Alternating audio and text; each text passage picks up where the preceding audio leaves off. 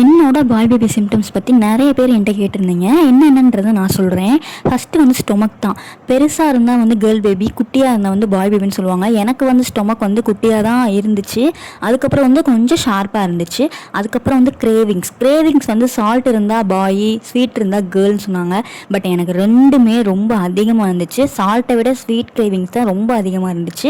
அதுக்கப்புறம் வந்து ஃபேஸ் வந்து பிரைட்டாக அழகாக க்ளோவிங்காக இருந்தால் கேர்ளு, டல்லாக பிம்பிள்ஸ்லாம் வந்தால் பாயின்னு சொன்னாங்க. இந்த சிம்டம் எனக்கு நல்லாவே செட் ஆச்சு. என்னோட ஃபேஸ் வந்து ரொம்ப டல்லாக தான் இருந்துச்சு. ஸ்டார்டிங்லேருந்தே எந்த ஒரு க்ளோவுமே வரல.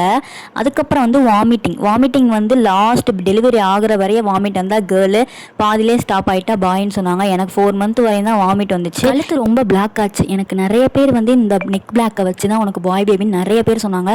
அதே மாதிரி எனக்கு வந்து பாய் பேபி தான் பிறந்துச்சு. ஆனால் இது ஹார்மோனல் சேஞ்சஸ்ன்னு கூட சொல்கிறாங்க.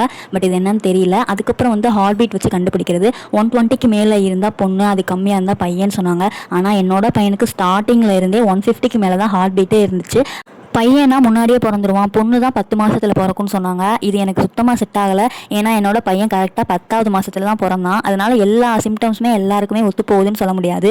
எனக்கே இதில் 1 2 தான் கரெக்டாக செட் ஆச்சு.